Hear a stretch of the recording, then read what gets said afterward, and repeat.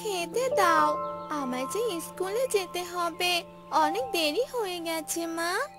হ্যাঁ রে মা, তুই ওখানে বস, আমি তোর জন্য খাবার আনছি। এরপর লক্ষ্মীর মা লক্ষ্মীকে খাবার এনে দিল, আর লক্ষ্মী খাবার খেয়ে নিল আর স্কুলে যেতে লাগলো। তখনই লক্ষ্মীর সব বন্ধুরা তাকে দেখে হাসতে লাগলো। কিরে, ওই দেখ, লক্ষ্মীর পায়ে আজও কোনো জুতো নেই।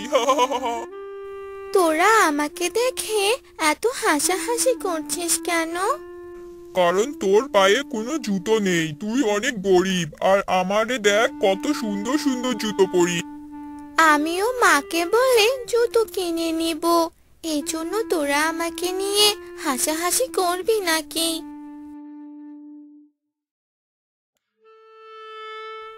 এরপর তারা সবাই স্কুলে চলে গেল।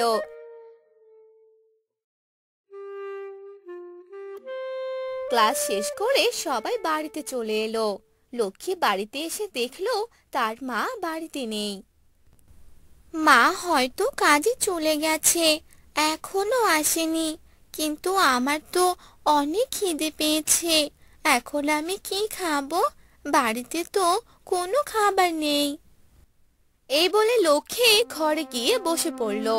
আর কিছুক্ষণ পরেই লক্ষ্মীর মা সেখানে চলে আসে।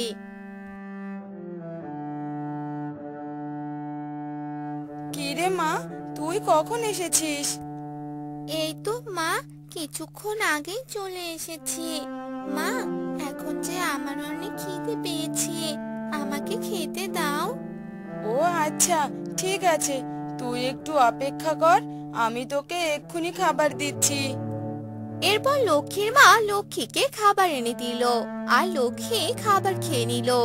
খাওয়া শেষে লক্ষ্মী তার মাকে বলল, মা, আমাকে তুমি কবে জুতো কিনে দিবে বলো তো? সব বন্ধুরা আমাকে দেখে অনেক হাসাহাসি করে। মারে, জুতো কিনতে তো অনেক টাকা লাগবে, এত টাকা আমি কোথায় পাবো রে মা? আমি এত কথা জানি না মা, আমার নতুন জুতো চাই, আর নতুন জুতো কিনে না দিলে আমি আর স্কুলে যাব না। সে কি, একই কথা বলছিস রে মা? স্কুলে যাবি না মানে? স্কুলে না গেলে ভালো করে পড়াশোনা করবি কি করে? হ্যাঁ মা, আমি একদম ঠিক বলছি, জুতো কিনে না দিলে আমি আর স্কুলে যাব না। এ কথা বলে লক্ষ্মী সেখান থেকে চলে যায়, আর লক্ষ্মীর মা ভাবতে থাকে, এখন আমি কি করব? জুতো কোথায় পাবো? আমার কাছে যে এখন কোনো টাকা নেই। এ কথা বলে লক্ষ্মীর মা ভাবতে থাকে। আর পরদিন সকালে সব কাজ শেষ করে লক্ষ্মীর মা কাজে যেতে থাকে।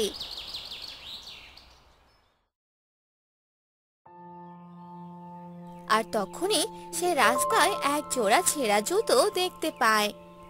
আরে, এখানে তো এক জোড়া জুতো দেখতে পাচ্ছি, জুতোগুলোও তো ছেঁড়া।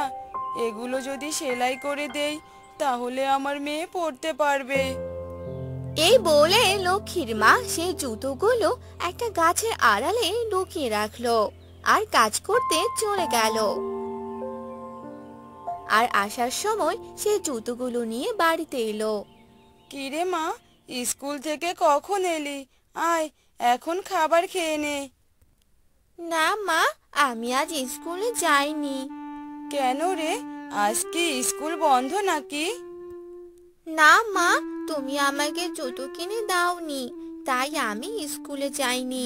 খালি পায়ে স্কুলে গেলে সবাই আমাকে নিয়ে অনেক হাসাহাসি করে, তাই জুতো না কিনে দিলে আমি আর স্কুলে যাব না। এরপর তারা দুজন খাবার খেয়ে নেয়। রাতের বেলা লক্ষ্মী ঘুমিয়ে পড়ে। অন্যদিকে লক্ষ্মীর মা সেই ছেঁড়া জুতোগুলো সেলাই করতে থাকে। কাল আমার মেয়ে এই জুতোগুলো দেখলে অনেক খুশি হয়ে যাবে, আর সে স্কুলেও যাবে।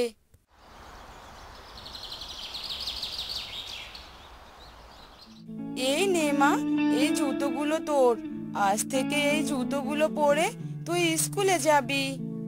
ও মা, জুতো? জুতোগুলো তো অনেক সুন্দর। আমার এই জুতোগুলো অনেক পছন্দ হয়েছে মা। এরপর লক্ষ্মী সেই জুতোগুলো পরে স্কুলে যেতে থাকে।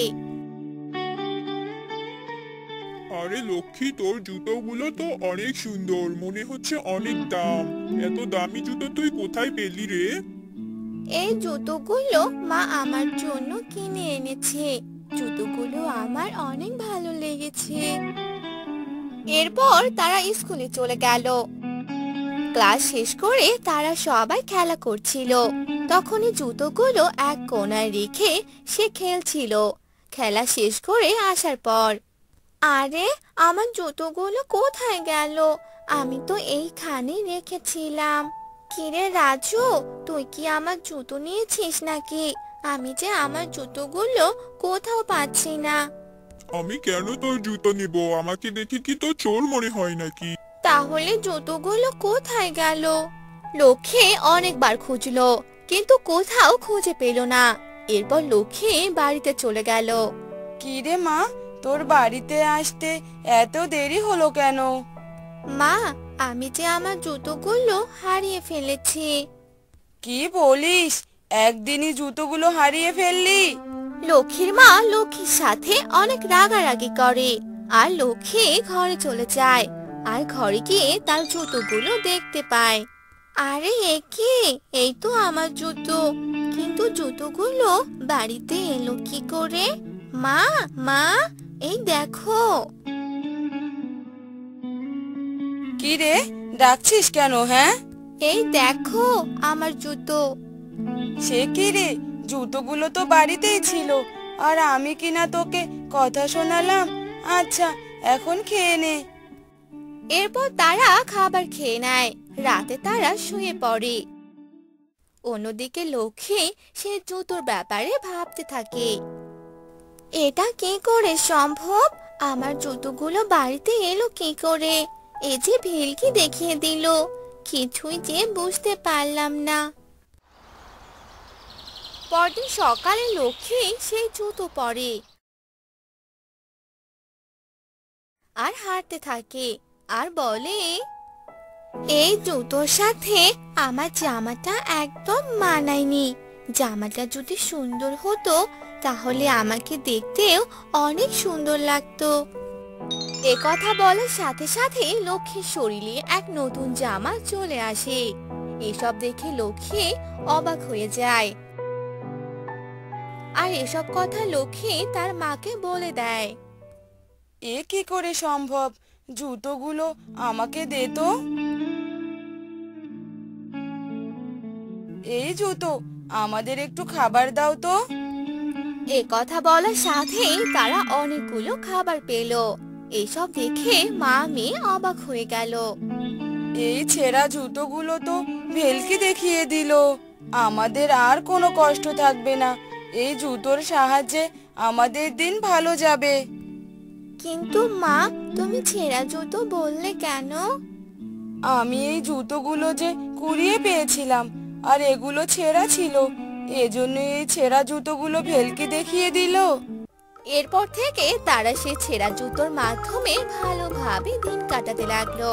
তাদের আর অভাব থাকলো না।